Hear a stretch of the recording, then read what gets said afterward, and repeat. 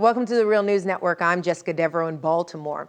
In Pakistan, drone strike opponents have succeeded in blocking a major NATO supply route to Afghanistan for the third straight day. They are protesting the ongoing U.S.-led drone strikes, which have killed hundreds of civilians. Opponents held a massive demonstration over the weekend and announced that they will block NATO shipments until the U.S. drone war in Pakistan comes to an end. Now joining us to discuss this and the growing opposition to drone strikes is Sena Salim. She is the director of human rights organization Bolo B, which means speak up in Urdu, and she's a blogger at The Guardian and Global Voices. Thanks for joining us, Sena. Thank you for having me. So, Sena, let's talk about the issue of drones in Pakistan and some of the internal politics here. For some time, the Pakistani government privately supported drone strikes. More recently, they have demanded the U.S. halt them, yet the current anti-drone protests are being held by a federal opposition party. Where do the major political parties and Pakistani public fall on the issue of drones?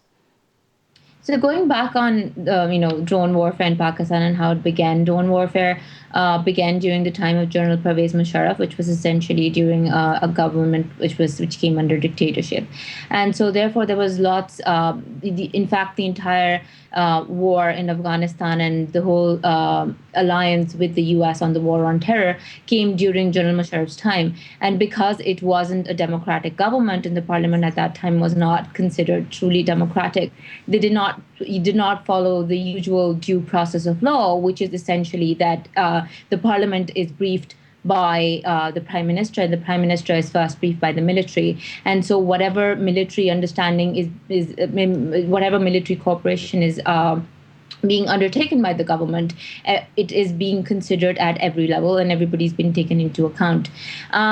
When this happened, unfortunately, it was a military government in Pakistan, and therefore a lot of the, let's say, undercover agreements with the American government that our government had were not unearthed until much later. This happened in 2012 when the Pakistani government, the foreign ministry for once, took a very strong stance on drone strikes, and they adopted a policy whereby the foreign office in Pakistan would always issue a statement opposing a drone strike every single time a drone strike was reported. And we've seen that from the past year. And before that, even before that, soon after the Musharraf-led government ended, we'd seen a strong opposition to drone warfare. And as a matter of fact, a lot of the opposition that was built in to impeach then President Pervez Musharraf was around the fact that he had extensively cooperated with the U.S. and also the fact that he had cooperated with drone strikes taking place in Pakistan. And so for the past year, we've seen an increased number of statements coming in from the foreign ministry. For now, all major political parties on the record are considered drone strikes a violation of Pakistan's sovereignty. They also consider it a human rights issue. But none of them, even the one that is currently undertaking these protests, PTI, have taken any strong, substantial steps to put an end to it. It's always the fact that, these strikes continue to happen, even though the foreign ministry has been continuing to issue statements. But we do know that these strikes do not happen without the cooperation of the Pakistani intelligence agencies or the Pakistani military. That is the understanding amongst the journalists. That is the understanding among the human rights group. That's the understanding within the government. But it's never really openly said. Okay, and I want to get to the point about those who are saying that, I'm going to bring up the counter argument to what drone opponents are saying. You have some drone supporters basically making the case that drones are a more humanitarian alternative to sending in ground troops, that there will be fewer civilian casualties. What's your response to that argument? So we cannot make that argument entirely based on facts because, on both sides, we do not drone strikes. Most number of drone strikes that have occurred in the federally administrated tribal areas of Pakistan, where there is little to no coverage at all. So we do not exactly have the number of deaths. We do have independent studies now, an elaborate number of independent studies. But again, drone supporters would say that none of these researchers were actually had traveled to Fatah or traveled to Waziristan. They're reporting through sources that are on the ground, and so drone supporters would say that these resources are dubious in nature.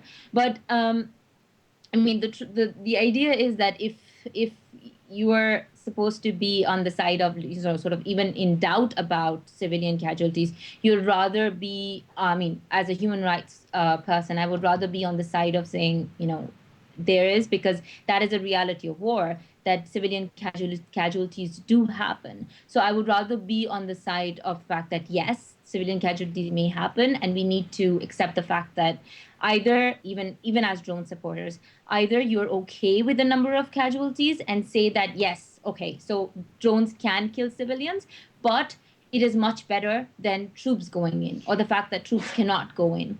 But the idea is that this has been happening for the past many, many years. The FATA, or the federally administrated tribal areas of Pakistan, are not under parliamentary control. They do not laws or that are passed in the parliament do not apply in these areas. There has been no move in bringing in reforms so that these laws may apply there. There has been no move in applying or passing a counterterrorism strategy. So the argument, even with drone supporters, has always been the fact that they think that, they go with the policy that beggars are not choosers, and the fact that the army cannot operate in those areas, drones are our best bet.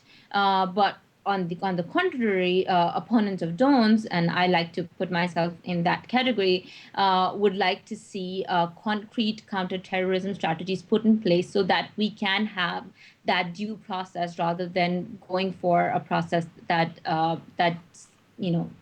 we can call extrajudicial killings of both civilians and also terrorists. And just really briefly, Sana, do you think these protests, these ongoing protests, are actually going to have any sort of effect on U.S. policy in Pakistan, and even Pakistani policy agreeing to this U.S. policy? Unfortunately, even though I strongly oppose drones, I do not believe that these protests will do anything more than just bravado or just a show of power, because again, the Pakistani political parties have made little to no movement in actually getting a counterterrorism policy in place. They do not currently have, even after 10 years of war, a counterterrorism strategy that can display what in the long term will the forces be doing, how will they be enacting in these areas. If they are suggesting, like you said, like you mentioned earlier, drone supporters will always say the fact that there are militants out there, and because drones are supposedly targeting those militants, those are our best bet. Well, if the Pakistani government does not want drones anymore, or thinks that these are killing civilians, we need to be able to create alternatives, and the alternatives can only be created if there is a strategy or a clear path. And not only is that clear path done by taking the military and this, the parliament as a whole in confidence, but also the people, and then taking the U.S., which is undoubtedly our ally on this war, into confidence. Otherwise, there cannot be any concrete, solution to any of these protests. I just think that this is, unfortunately, this looks like great street power. This looks like a great, bravado show of power and all that. But I don't think that this can have any substantial changes. And also, more importantly, due process should not be influenced solely by street power. This should be done through proper channel. This should be sustainable and substantial. And this can only be done if clear policies are implemented by the government. All right, Sana Salim joining us from Pakistan. Thanks for being with us. Thank you. And thank you for joining us on the Real News Network.